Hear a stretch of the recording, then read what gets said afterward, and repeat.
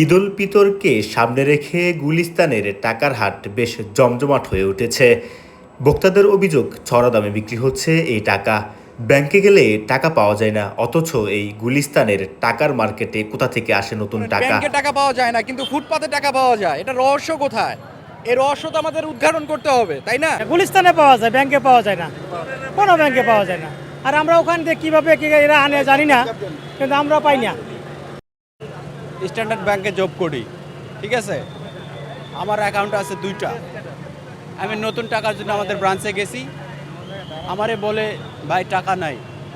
আমি শুধু 10 টাকার একটা বান্ডেল চাইছি, বলে ভাই নাই। না, আমি ভাই নিব না, দাম বেশি, আমি এত দাম দিয়ে নিতে অভ্যস্ত না।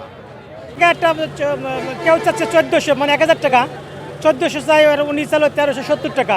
এটা আমাদের পক্ষে তো নেওয়া সম্ভব, দেখেই গেলাম আর কি, নেওয়া সম্ভব হচ্ছে না। এই যে ঈদ উপলক্ষে বাড়িতে যাই, ছোটো ছোটো বাচ্চারা আছে, তাকে একটু তারা খুশি হয়, এই জন্য আসছিলাম। কিন্তু এখন যে দাম, দাম দিয়ে তো আমাকে সম্ভব হচ্ছে না নেওয়া। আমি যাইতেছি তো দেখতেছি, তো দেখলাম টাকার তো দাম অনেক বেশি। আপনি 10 টাকার ভান্ডিল চাচ্ছে হলো আপনার 300 টাকা, 400 টাকা বেশি।